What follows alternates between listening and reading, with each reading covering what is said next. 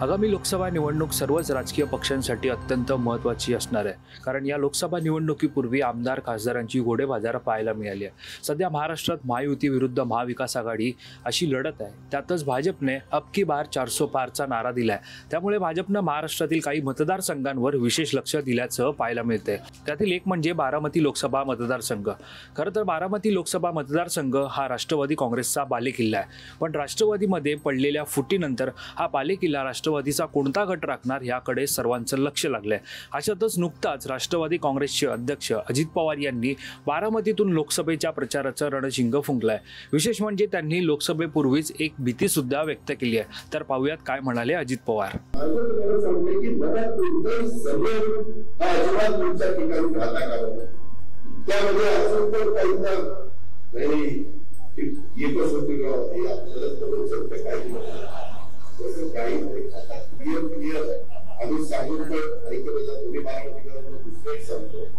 आता घरातले वरिष्ठ ते एकमेव आहे, दुसरे आहेत परंतु ते पुण्यात असतात।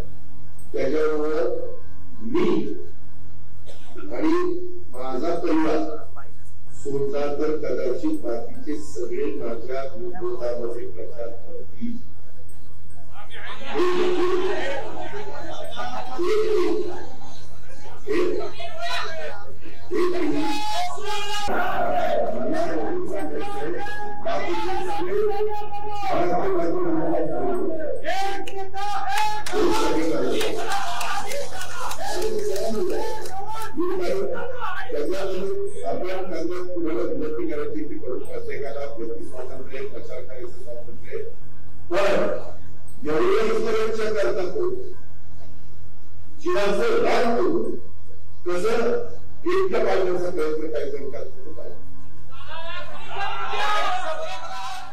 आगामी लोकसभा निवडणुकीत बारामती मतदारसंघातून महायुतीचा उमेदवार पडला तर देशाच्या राजकारणातील माझी किंमत कमी होईल। त्यामुळे निवडणुकीला मतदान करताना भावनिकपणे विचार करू नका, असंही आवाहन अजित पवार यांनी केलं आहे।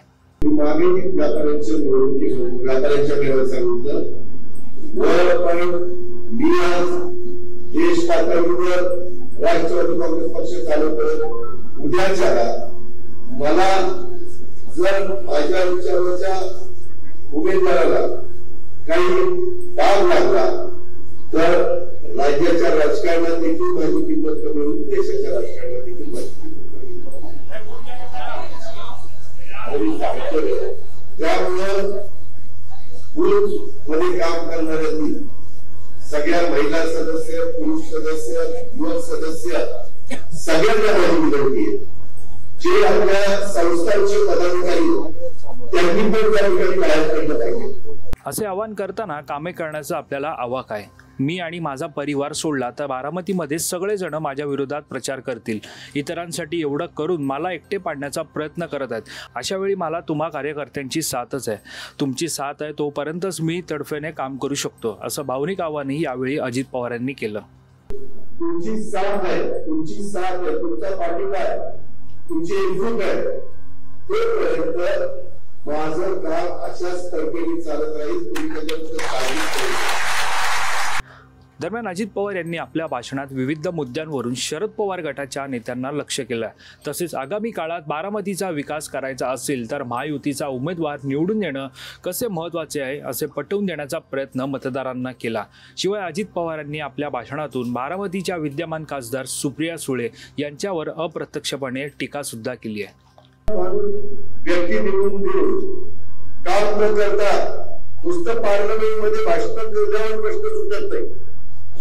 पार्लमेंटमध्ये भाषण करून मी आता जर इतर येतात मी मुंबईमध्ये बसून भाषण करून उत्तम संसदपटू म्हणून किताब मिळवले असतात आणि इतर काम बघितलीच नसती तर काम झाली असती।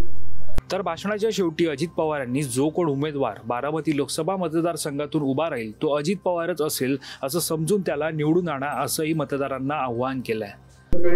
परंतु जो कोण उमेदवार असेल तो उमेदवार म्हणजे व्यापारी मेळाव्यात पण सांगितलं, तो उमेदवार हा अजित पवारच उमेदवार समजून तुम्ही त्या ठिकाणी प्रत्येकाने ते काम केलं पाहिजे।